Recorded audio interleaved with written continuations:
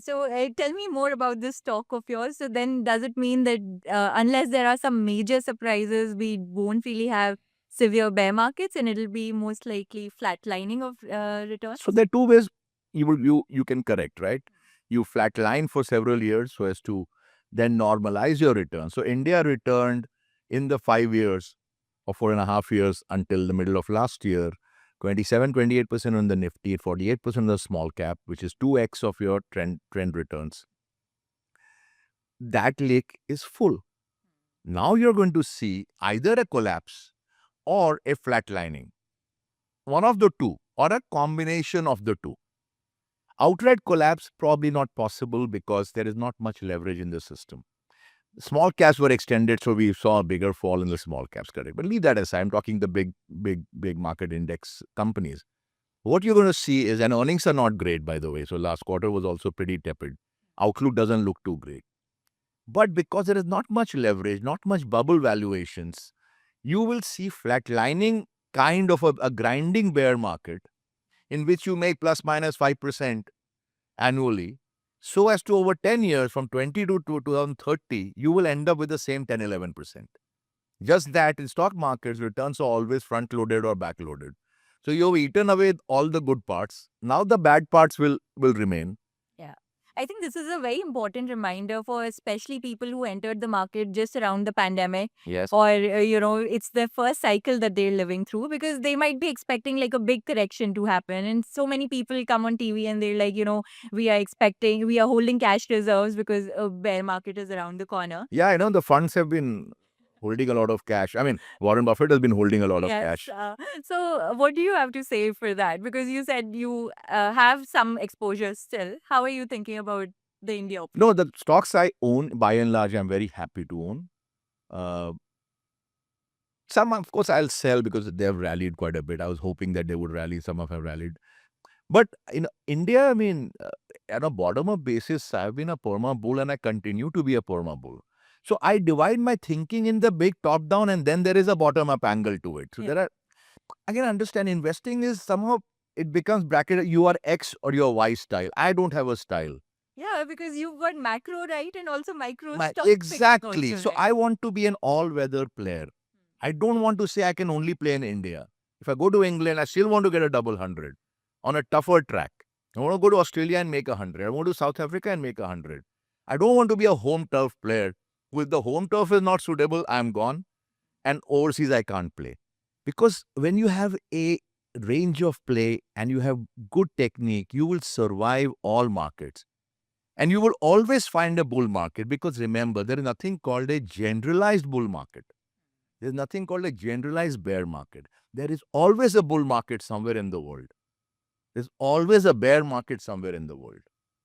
If your radar is wide enough and your ability to access that radar points is wide enough, you will find a bull market. I might be bearish on X, but I'm bullish on something else. Might be bearish on crude, but I'm long in platinum. So it doesn't matter. So I'm just saying, you want to be a consummate investor, develop all the shots in the book. Hmm. And you were also talking about, say, gold, copper, and precious metals having a massive bull run, which we've already lived through. Yeah. And some people must be thinking that we've already seen majority of the returns that could have come. But The lake was very dry in commodities. yes, let's talk about that. Very dry, very dry. Look back on gold. So my father died in 1981, and we didn't have a lot of savings because he was in a government service in Coal India. And the bank manager advised me in his and I think he made a good advice. It didn't turn out well. He said, "Beta, put most of the money from the fixed deposits into gold." So I swapped most of it in gold, and I was just 17 or 18. That was my first investing decision, and I thought I was going to be making a lot of money.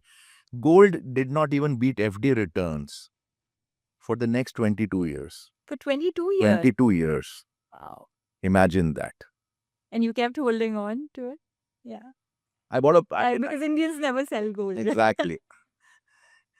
and and then the lake had turned so dry in gold that 2003 the dollar started to weaken and gold just took off, which by the way was the reason why Titan did so well. Yeah. Okay. Yeah. So Titan's rise was because of gold. the gold demand skyrocketed. Titan was there making gold jewelry. They had gone away from making the watches, which was an average business at best. They just started Tanishq. And then gold boomed. And when gold booms, gold demand goes up. Titan was there, branded company, Tata company. It all, the stars aligned, but it had been formed in 1988. It did nothing for like 15 years because gold was in a bear market. Okay. And frankly, it didn't even have that business. So that's the point, that the lake runs dry in commodities, and then when it fills, it becomes a tidal wave. So we saw from 2003 up until 2008, oil which was $10 for 15 years prior to 2003, 8, 10, 12, that was the range, was $150 Yes. in the middle of 2008. Yeah. You're seeing the repeat of that now for commodities. So that's it. I am a cycle player at the top. And then, of course, I look around, I meet company. Like I was telling you, I come to India very often, meet company. I find a few interesting ones. I marry both, top down, bottom up. Yeah, that's great because you also always say that, every cycle is pretty much 5 years, and every cycle that you just talked about is pretty much 5 years. Yes, 5 years. So then where are we currently at? We have peaked out our cycle Hmm. in India. Now your returns are going to be very tepid on a big index basis. Somebody will say, sir, I bought 5 stocks in there. Of course, I also bought stocks in this bear market, and Yeah. today half of them are up to the limit. So I'm making a lot of money when the market fell. Yeah. But I'm just saying the broad macro of the market, the cycle of the market is not supportive of making an annualized 15-18% from here on for the next 3-4 years. Not even 15-18%. I don't- Because everyone, the younger generation expects to make 30-40%. Again, Shishri, the key in investing is unless you have good defense, you will not be able to play long innings. Yeah. Same as cricket. You don't make a 100 with no capability to play out good bowling in tough conditions for this post-lunch session. You have to play defense. This is the time I'm not talking again, please don't mix up many people mix up the bottom up and top down. Saying from a top down basis, you need to be more defensive. And there is money to be made in gold, there's money to be made in copper. Yeah. Why just look at equities? The thing is, everybody talks equities because equities they're supposed to be sexy, right? It's a good talking point in a party and everything. People conversation. Exactly. And it's marketed. Gold is never marketed, right? Copper is never marketed. There's no incentive. But you have to be looking at all other asset classes to be able to keep afloat in a troubled time. In fact, everyone's talking about financialization of savings, and gold was looked down upon. Just like through this pandemic, where I heard so many people say that, we are moving out of real estate and gold to invest in equity. And they've done phenomenally well. Yeah, absolutely. So then also, when you're saying you should play the defense, how can we leave people with some frameworks to think about that? Should they be looking at precious metals then, and like looking at in India, fortunately now there is very good capacity to diversify. You have great equity products, both domestic, to a limited extent you can access global markets. Most of the decent commodities trade here. Copper trades here, gold, silver, everything trades here, oil trades here.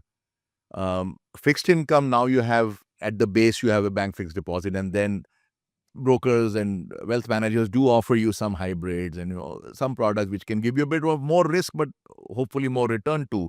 So now you have the ability to be able to be very balanced in your play. It's no longer back in the day in India when we started, there was nothing other than just equities. It's become a really nice market. You cannot actually blame it, sir, I don't have money abroad, how can I diversify? Start somewhere. Yeah. Again, something is better than nothing. Something meaning buy some global funds or buy some other commodities. I'm not saying at all points they are relevant, but today they are relevant. Why not? And I also heard you say that you don't even need to go to the level of stock picking in different markets. You just have to bet on the just the index. Yeah. Index. I mean, I'll tell you an example, right? I've been bullish on copper and gold, okay? Now, the second order effect of that is the countries that produce these commodities will also benefit. Now, who's the world's biggest producer of commodities, of gold? China. But China consumes all of it. Yeah. Okay? And then you have one or two other countries, and South Africa was the only tradable market I found, which is about 120 tons of gold every year. So I said, if Gold is in a bull market. I have bought gold, but what's the next behind that? South Africa. Look at South Africa. It's been on an absolute tear. Same with copper. I'm bullish copper. Now, who's going to be the biggest beneficiary? Chile. Look at Chile. It's a vertical chart because the commodity has knockoff effect on the economy.